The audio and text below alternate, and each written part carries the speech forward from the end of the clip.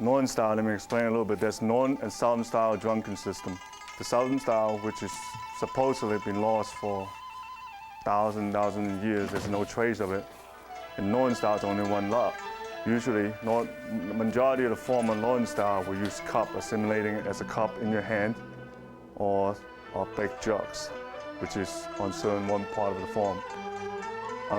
You're imitating somebody that's actually drunk and fighting using the drunk method to fight or whatever, conquer what's coming in. The basic principle of drunken system is not to be afraid to try anything and not to worry about what so much of coming in is so much of what actually you would react if you are in the situation that you're drunk. Individual people would do a different way of fighting, doing the same drunken system style. Because each person will fight differently. As they're drunk, they will react differently. Some people might do more lower body attacking. Some people might do more upper body attacking. So, and what I'm trying to say is there's no set rule like most Chinese system. There's a principle you have to follow. In drunken, there are no principle. Everything is just within the person at this period of time. The whole idea of drunken is not to just reacting of what's coming in. It's as well as offensive, but it's mostly defensive. Drunken could be one of the art that could be from one extreme to fast and all of a sudden to slow, and it could change from a hard system, all power, to a very soft system that was basically floating like in the water. It's all dependent on how your opponent's coming in as well as how you're situated.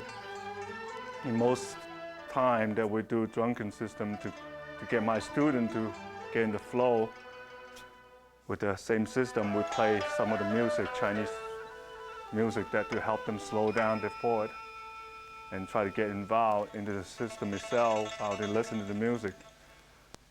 And that helped a lot that I found too in all this year that I've been teaching. It will slow them down and give them more thought. And we do spar a lot in drunken. As you see just before the little demonstration we have between me and one of my senior students that we're sparring, we do go to a point, like extreme, and then we stop. We don't really actually try to hit each other very to extreme that he's going to hurt him or do some permanent damage to each other.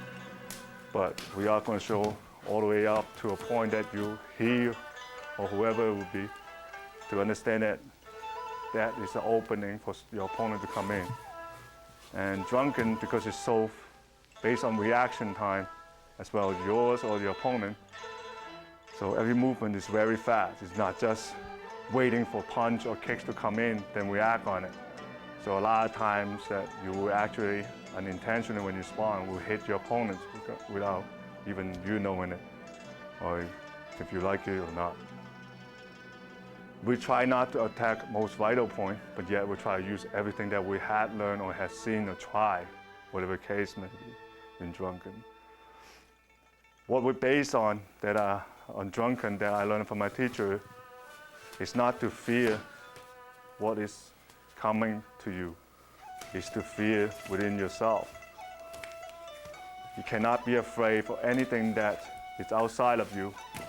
You only could try to control the fear that you have within yourself that you were creating. So some people call butterflies inside of you every time there's a situation come up or whatsoever.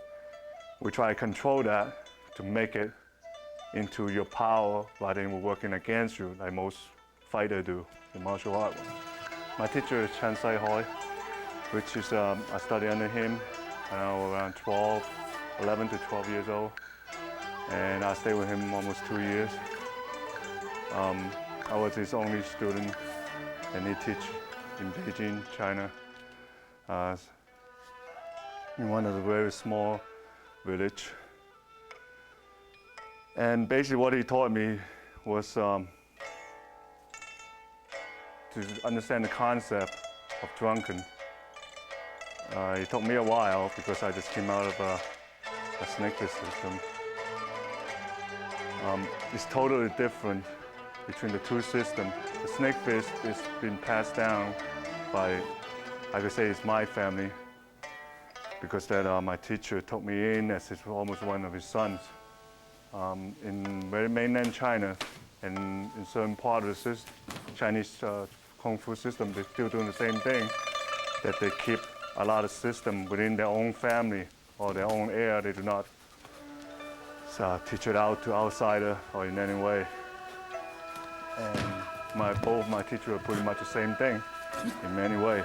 And that's why it's one reason that I'm a sole successor of the Northern traditional snake fist, and as well as the Northern style drunken fist. Unfortunately, both my teachers had passed away within the last couple of years.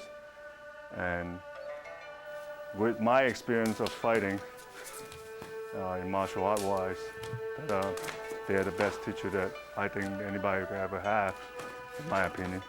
And they taught me a lot of things that I never even knew about. Especially in drunken, they taught me the system that I do not believe in many ways, except in the movie, in most of you guys that have seen the movie. In many ways, that the system itself is very true and very alive. And the drunken system is based on the individual who are performing the system itself. Every movement, there's no restriction to it, but at the same token, there's a guideline you have to follow by to be able to perform up to the point where you're expecting it to be.